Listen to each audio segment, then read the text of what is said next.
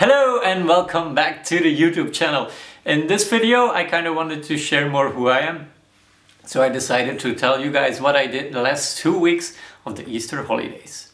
And if you watch this channel a little bit already, you know that last week I posted this video where I took on a challenge to create more advanced selfies. In those selfies I kind of explained my hobbies already a little bit. And one of those hobbies was reading books, as you can see right here, that photo. And of course, as it is my hobby and as we had a lot of time kind of wasting around, I decided to read some books. I did read 3 books and 2 were very interesting. So I wanted to share a little review of them with you. If you want to buy them afterwards, if they interest you or something, you can check the links in the description. They're right there. It's the Dutch version, so if you are an English native speaking person, you might have to do a little research on your own. The first book I want to discuss is Shoe Dog. Shoe Dog is actually a rundown of the company Nike and its founder.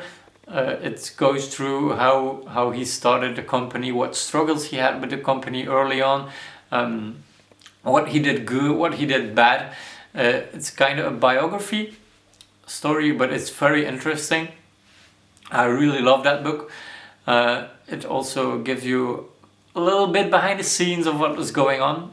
One big note I took from that book is it's super important to know who is around your company and what persons are in your company. For example, the first persons he only hired were people who are into running, who are into his product and who knew a lot about it. And for every, like for me with photography, it's super important if I start a business that I surround myself with people who have some knowledge in that area, so you can think together and bounce ideas off everyone.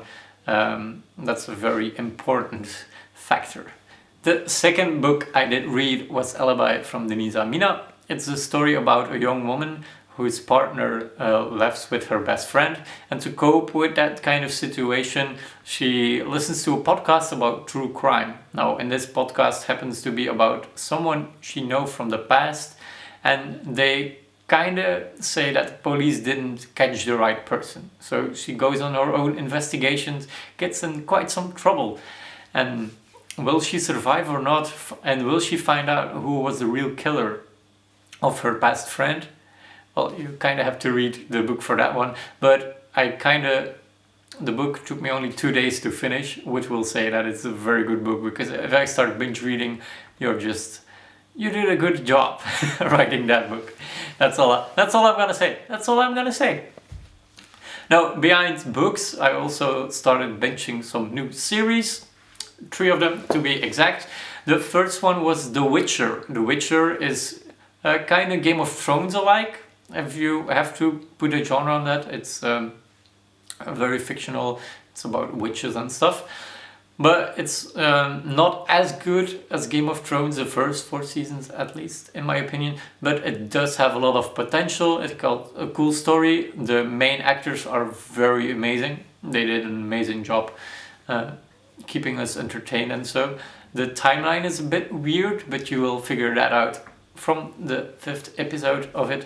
And if you like Game of Thrones, you will love The Witcher as well, so if that's your genre, check in for that. The second series I started binging was Ragnarok. Ragnarok is kind of the Norway mythology that they put in modern day people. So you will see a small family and one of the kids will turn into Thor, and how they involve in that in modern day kind of. It was cool as well. The fun thing is that the series is completely spoken in the native language, so I didn't understand a word from it, so you are kind of reliable on subtitles, which makes you kind of focus more, because if you don't understand the words, you can't really follow while being on your cell phone. And that was a cool experience to have as well, to kind of be really focused on this series. And it has a good start. It's not super mind-blowing, but I did like it as a series to binge during quarantine. And then the third and most popular series right now is Ozark. Ozark is the story of a money laundering criminal, I would say, with surprisingly good acting, and I really love the story. I'm in the first season now, just finished, and I've been binging this non-stop the last days, so I really love that series as well. So if you want to check some new series, The Witcher, Ozark and Ragnarok is something I've been enjoying these last days. Of course, it's not only books and reading, I did have to do some work as well. You might not know me yet, I'm as a day job a teacher / ICT coordinator for 2 schools. So in the last week of the Easter holidays, we kind of had to prepare because all the schools start pre-teaching from now on. And I love how everyone from my schools is kind of really putting in effort to learn this online stuff, which normally you have a lot of friction with people who are not as modern as we are, or not everyone is on the same ICT level, but everyone is really stepping up their knowledge to give like every student the best teaching they can have. So I'm there to support all my colleagues, of course, if they have questions about computers.